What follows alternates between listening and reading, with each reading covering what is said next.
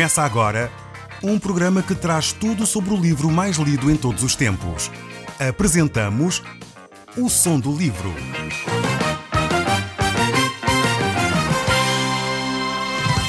Seja muito bem-vindo. Neste podcast vai encontrar o livro mais conhecido e lido em todo o mundo. Vamos levá-lo numa viagem pela história da humanidade.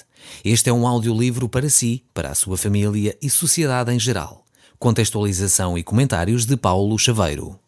Olá, caro amigo, estamos de novo no programa O Som do Livro. E eu creio sinceramente que esta próxima meia hora poderá mudar radicalmente a sua vida, pois Deus quer falar consigo, mesmo depois de desligar o seu rádio. Eu sou Paulo Chaveiro e nós hoje estamos no capítulo 5 do livro de Miqueias. Este capítulo é um capítulo que aponta para Jesus Cristo, fala-nos acerca do reino messiânico. Então podemos olhar para este texto bíblico e perceber o nascimento de Jesus, que seria na cidade de Belém. Ele reinará sobre os povos por ocasião do milénio, durante esse período de 1000 anos em que Jesus estabelecerá o seu reino aqui na terra. Ele governará as nações. Estes profetas, eles não chegavam a entender este período que nós vivemos atualmente, ao qual chamamos o período da graça ou o tempo da igreja, porque na realidade eles não tinham esta visão. Era um mistério oculto, diz o apóstolo Paulo nas suas cartas, era um mistério que estava oculto desde os séculos. Ou seja, os profetas olhavam para a história da humanidade, percebiam que haveria um Messias, que iria nascer na cidade de Belém, e imediatamente eles viam o estabelecimento do reino de Jesus Cristo. Eles não se apercebiam que Jesus Cristo viria, podemos dizer assim, em duas fases.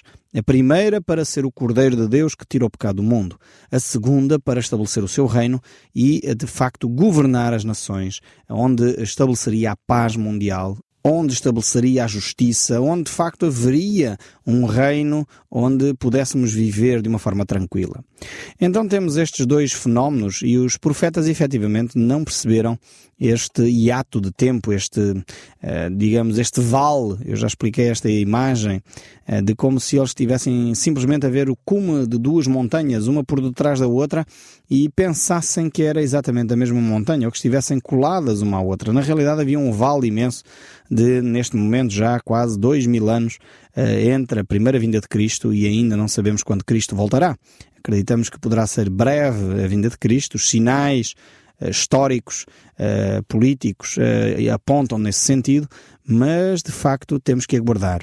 É o nosso Senhor Jesus Cristo que nos ensinou nas Escrituras que ninguém sabe o dia ou a hora em que Cristo voltará. Só o Pai. Isso é uma data que está reservada ao Pai e não a cada um de nós. Isso deve nos alertar, por um lado, para o facto de que quando se ouvir dizer que Jesus vai aparecer aqui, e já apareceu ali, e infelizmente até no nosso país tem acontecido isso com frequência, não darmos ouvidos a esse tipo de discurso. Porque, efetivamente, o próprio Jesus diz para nós não acorrermos a esse tipo de discurso.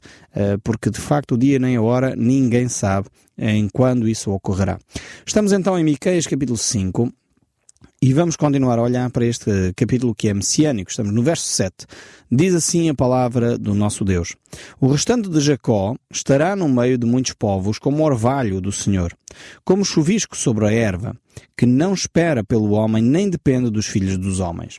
Então, estes textos aqui que nós encontramos, vemos que de alguma forma a influência do povo israelita se espalha por todos os povos, por todo o globo terrestre. Esta é a imagem que o profeta aqui demonstra. Portanto, é como um orvalho que está espalhado pela face da terra.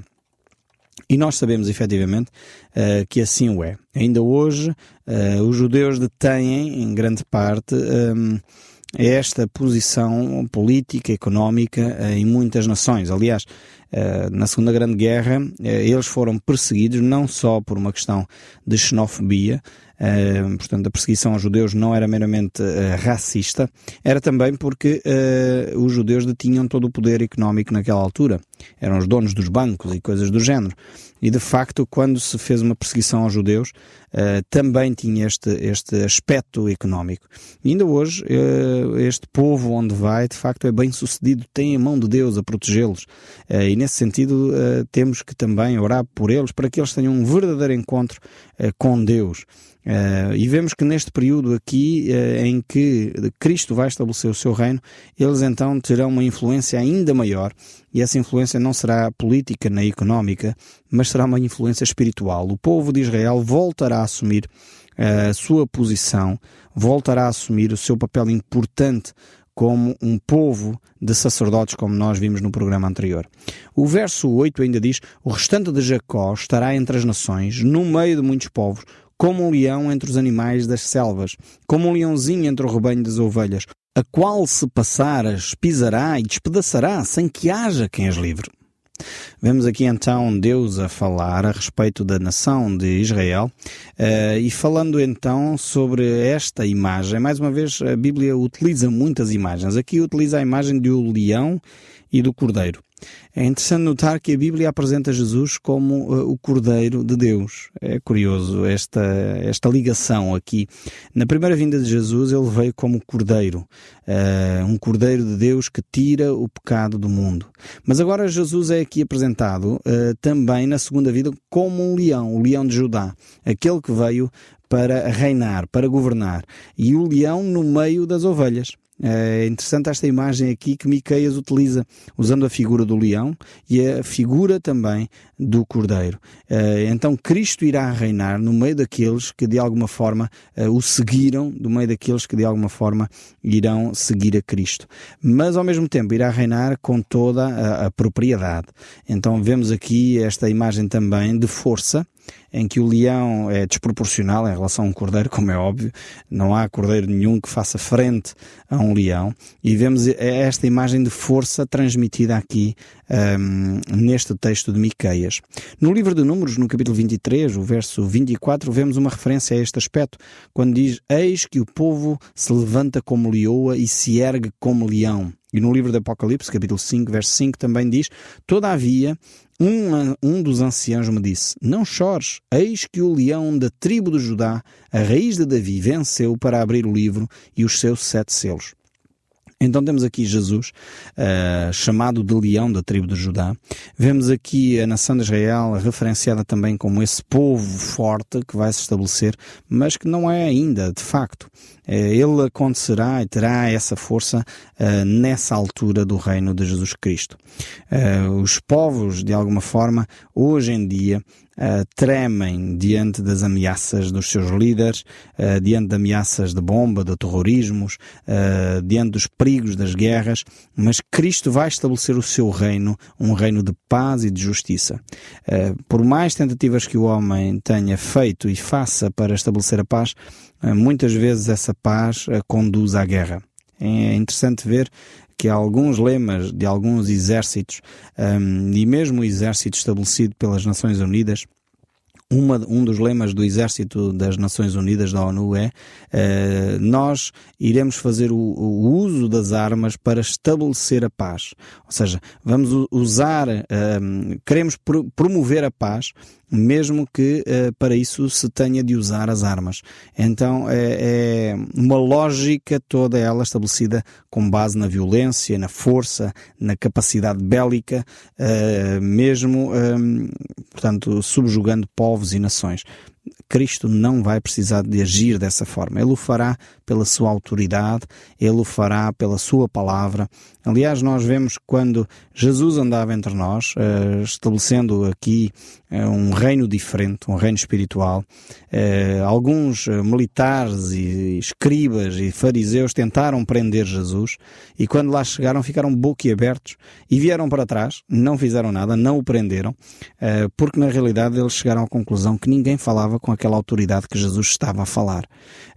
E esta será a arma, podemos dizer assim, que Jesus irá usar, a sua própria autoridade. Não precisará de estabelecer exércitos, não irá ter necessidade de guerrear, porque a sua própria palavra, a sua autoridade será reconhecida de imediato.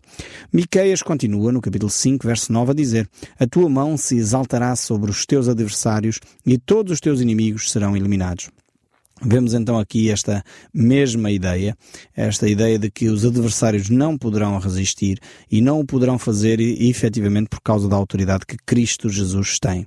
Em Números capítulo 33, verso 3, lemos o seguinte: partiram, pois, de Ramsés, no 15º dia do primeiro mês, no dia seguinte ao da Páscoa, saíram os filhos de Israel, corajosamente, aos olhos de todos os egípcios, contavam com o trabalho braçal e força do povo de Israel, escravizando-os no Egito. De repente, a mão do Senhor liberta o seu povo, que sai da terra da sua escravidão, corajosamente. Vemos este texto que referencia exatamente como as coisas acontecem quando Deus intervém. Por um lado, no dia anterior, a nação de Israel, quando estava no Egito, era escrava, no dia seguinte era um povo livre.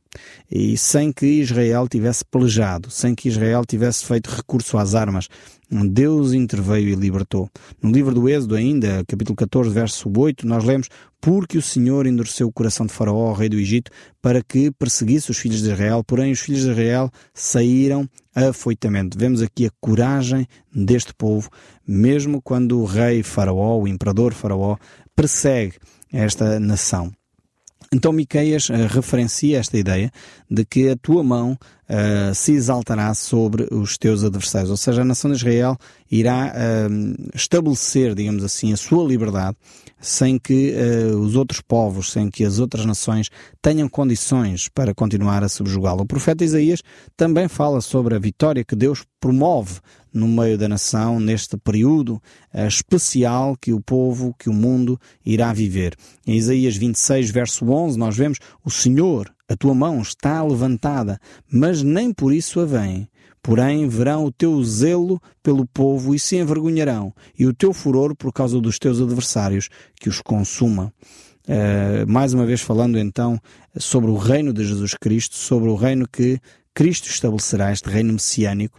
E Isaías ainda no capítulo 60 diz: porque a nação e o reino que não te serviam perecerão. Sim, essas nações serão de todo assoladas. De facto, é promessas de Deus para, de alguma maneira, consolar o coração do povo de Israel, mas ao mesmo tempo nós temos que nos recordar que este texto não é isolado. Portanto, nós estamos agora no capítulo 5 do livro de Miqueias, mas certamente já nos relembramos do facto de Deus ter repreendido a nação de Israel, manifestando que aquilo que eles estavam a fazer era pecado, era contrário à vontade de Deus, e Deus iria certamente julgar esta nação para que ela pudesse se arrepender do seu pecado, dos seus caminhos. Mas ao mesmo tempo Deus mostra que a nação de Israel pode confiar nele. A nação de Israel, o seu povo, pode confiar em Deus, porque Deus, o próprio, os protegerá. Agora, havia coisas que eles não deveriam confiar. Eles não deveriam confiar em si mesmos. Eles não deveriam confiar na força das armas. Eles não deveriam confiar no poder bélico, porque isso, de facto, não iria ser a sua proteção. Aliás, o livro de Deuteronômio, capítulo 17, verso 16 diz: porém, este não multiplicará para si cavalos, nem fará voltar o povo ao Egito, para multiplicar cavalos, pois o Senhor vos disse: não mais voltareis por esse caminho. Então, esta ideia aqui de multiplicar cavalos tem a ver com o facto de não confiar nas armas para a sua proteção, mas confiar antes no Senhor, confiar em Deus. E eu creio que daqui retiramos uma lição importante para nós. É que às vezes nós queremos confiar nas nossas forças. Queremos confiar na nossa conta bancária. Queremos confiar a nossa segurança às seguradoras. Queremos confiar a nossa segurança, enfim. E muitas vezes podemos lá colocar o nome que quisermos, mas a nossa confiança deveria estar estabelecida em Deus e não nos aspectos meramente materiais. Isto não quer dizer que não se tenha. Aliás, Deus aqui não proíbe Israel, por exemplo, de ter cavalos. Atenção, não é isso que está aqui em causa. Agora, o que está em causa é eles multiplicarem cavalos, a força bélica, multiplicarem essa força pensando assim que estariam seguros. Ou seja, era confiar na força bélica em vez de confiar em Deus. E nós podemos correr o sério risco de cometer os mesmos erros. No meio das crises económicas que nós estamos a enfrentar, o mundo hoje vive uma crise global, ainda que alguns políticos querem continuar com um discurso otimista para tentar não desviar os investimentos e não tornar os investidores tímidos, digamos assim. Mas se nós, no meio destas convulsões económicas, no meio destas crises, começamos a querer confiar nas seguradoras, confiar o nosso dinheiro em investimentos, este investimento é mais seguro que aquele, e começamos a confiar nessas coisas em vez de confiar em Deus, estamos a correr um percurso perigoso. Não quero dizer com isto, mais uma vez, não me entendam mal, que não devemos ser inteligentes nas aplicações financeiras que fazemos, ou nos investimentos que fazemos, ou ter as cautelas necessárias para ter um seguro que nos proteja, porque se vivemos num ambiente difícil, se calhar devemos ter. Portanto, não tem nada a ver com isto. Podemos fazer estas coisas. Como diz o texto bíblico, Deus não proíbe a nação de Israel de ter os seus cavalos, de ter os seus exércitos, mas a confiança não pode ser depositada nisso. Não pode ser isso a base da nossa confiança, da nossa segurança, porque ela aparece.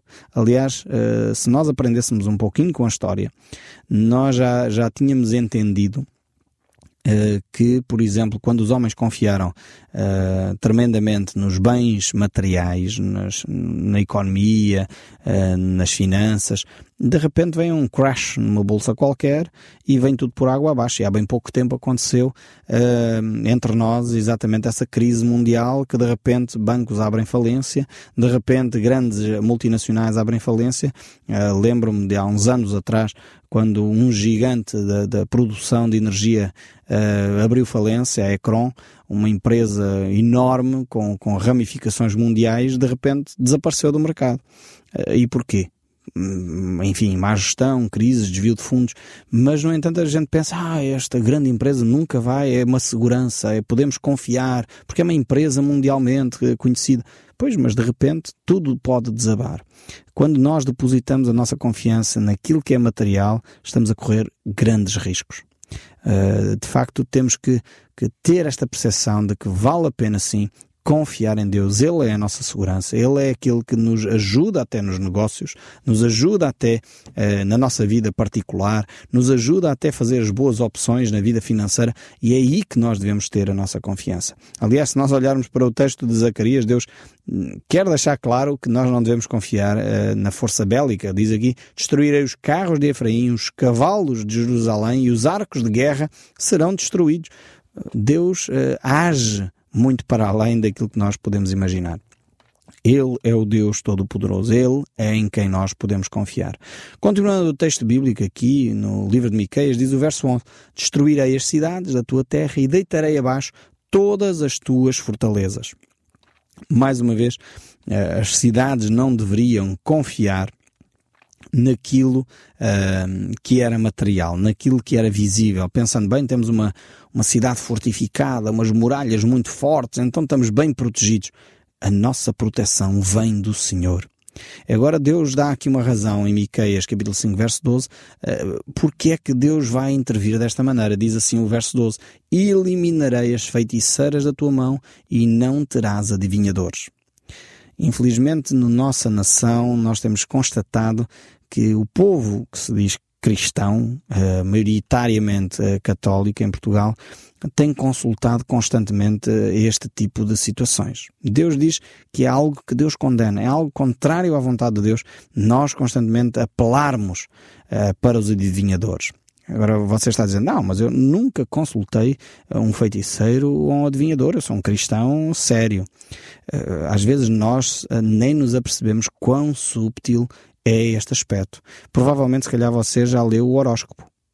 Pois, se calhar você está a dizer: pois Paulo, isso eu já li, mas isso não tem mal nenhum. É disto que o texto bíblico está a falar aqui. Os feiticeiros e os adivinhadores. O que é que essas pessoas dizem? Eles dizem: o astro tal, Júpiter e Saturno estão posicionados não sei aonde, e isso vai influenciar a tua vida, então hoje vais ter muita sorte no amor, e vais ter muita sorte nos negócios, ou vais ter muita azar nos negócios. Isto é as pessoas colocarem-se a adivinhar, e é isto que Deus condena nas Escrituras. São aqueles que têm prognósticos, são prognosticadores, são adivinhadores, são feiticeiros, pessoas que colocam-se dessa forma num ponto perigoso em termos de caminhada espiritual.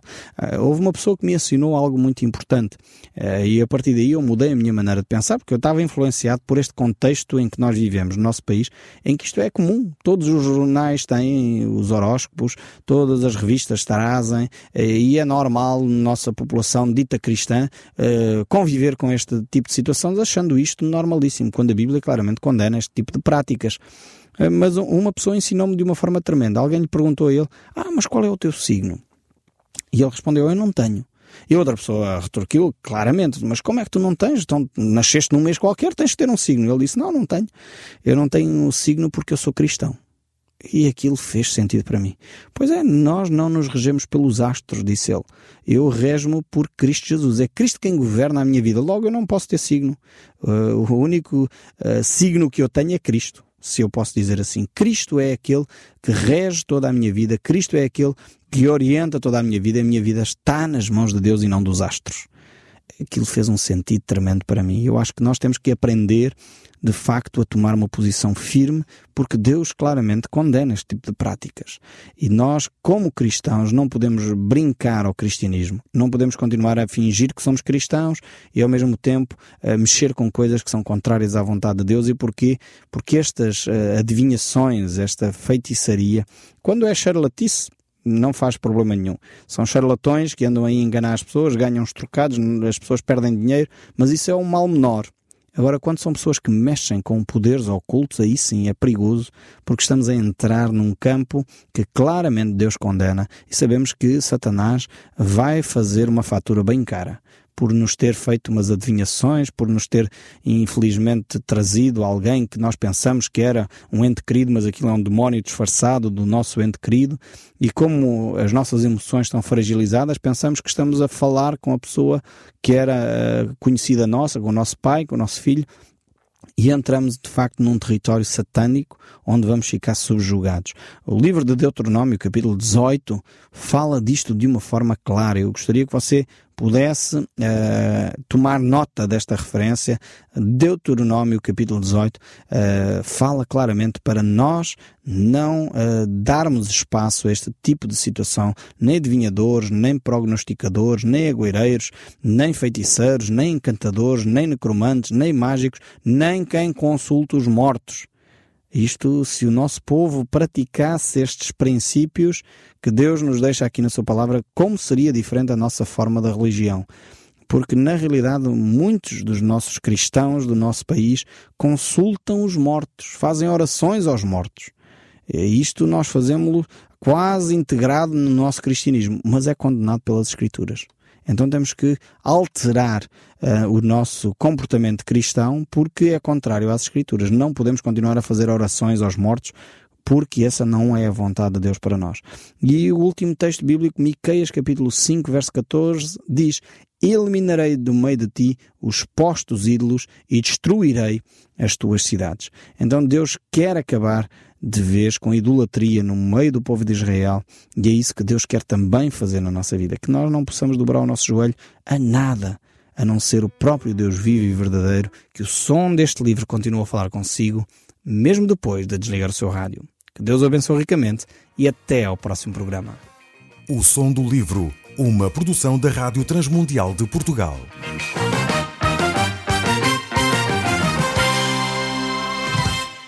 RTM. Conhece todos os nossos programas em rtmportugal.org. Uma produção da Rádio Transmundial de Portugal.